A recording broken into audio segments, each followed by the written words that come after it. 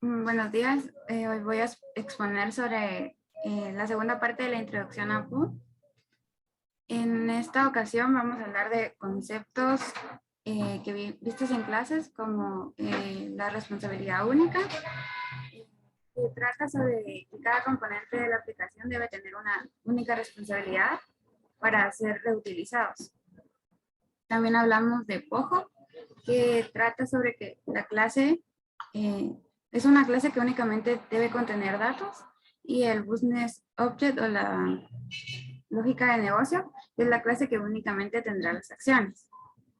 También hablamos sobre las clases. Esto ya es algo de retroalimentación que contienen propiedades o atributos, y estos datos al momento de codificarlos deben ser privados por el principio de encapsulamiento. Y encapsulamiento quiere decir que protege los datos o los elementos y prohíben el acceso desde otro lugar. También hablamos de los métodos, que son las acciones de una clase, los constructores, los set y los get, y los métodos lógicos también, que son los cálculos. Aquí puse una imagen en donde se puede como observar mejor.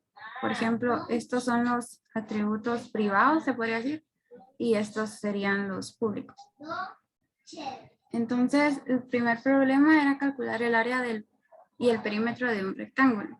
Entonces miramos que rectángulo es la clase principal y cal rectángulo es la clase lógica, porque aquí estarán todos los cálculos. Entonces, esta es la clase rectángulo. Definimos los atributos, inicializamos los atributos, en este caso son los constructores, y nos damos cuenta que son constructores porque tienen el mismo nombre que la clase. En este caso, este constructor es sin parámetros, es simple, y este constructor tiene parámetros porque nos permitirá ingresar valores de una vez, y por eso utilizamos this, porque hará referencia al atributo y al parámetro que se le está pasando. También tenemos los set y get, que son métodos que, pues, los set no retornan ningún valor, por eso son void, y solo se encargan como de almacenar los valores o los datos. Y tenemos los get, que son los que sí retornan los valores ingresados en los set. Tenemos también la clase cal rectángulo, que es donde están los cálculos. Aquí definimos el atributo rectángulo de tipo rectángulo. Entonces, ¿cómo diferenciamos así cuál es el tipo? Y es por la mayúscula. Entonces estamos diciendo que queremos un atributo que se llame rectángulo, que es este con R minúscula, de tipo rectángulo. O sea, que tenga las mismas características. Entonces, también tenemos los constructores. En este caso, se pasará el atributo rectángulo, y aquí se hace referencia al atributo y al parámetro. Tenemos después el constructor, tenemos el método, perdón, el set, que es el que se encarga de llamar al rectángulo, y tenemos los métodos lógicos de tipo float, que son para perímetro y área.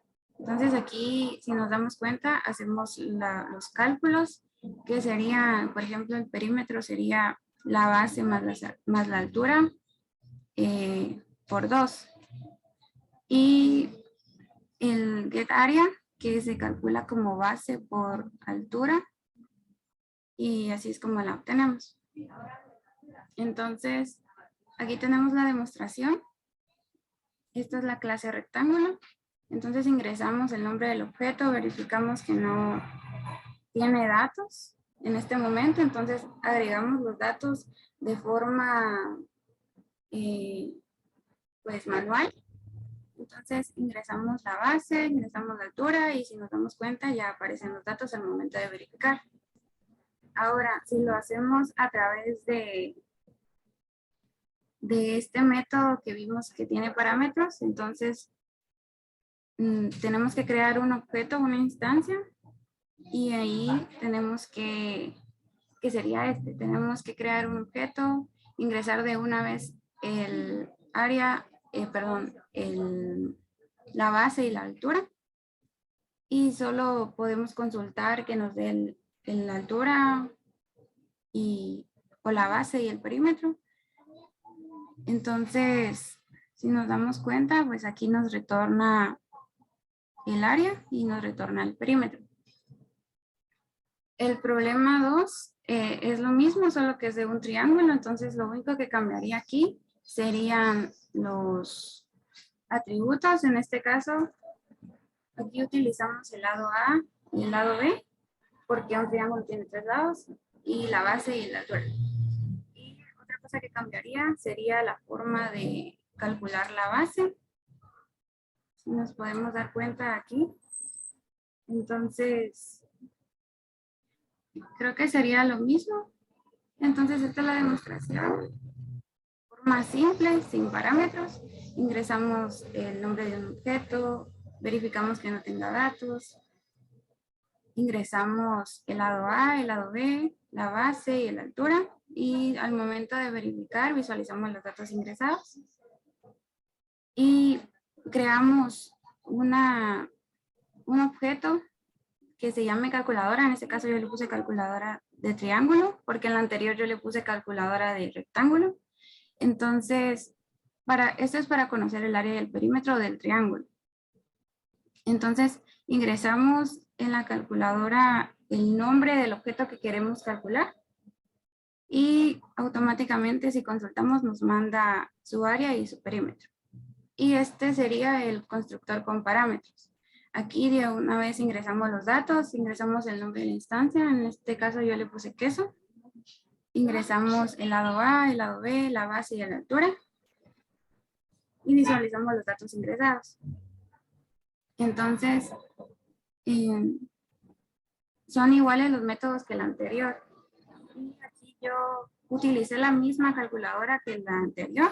Lo único que le cambié fue que de pizza me cambiara a queso, que es el objeto con el que yo trabajé. Y aquí me retornó su área y su perímetro. Eso sería todo.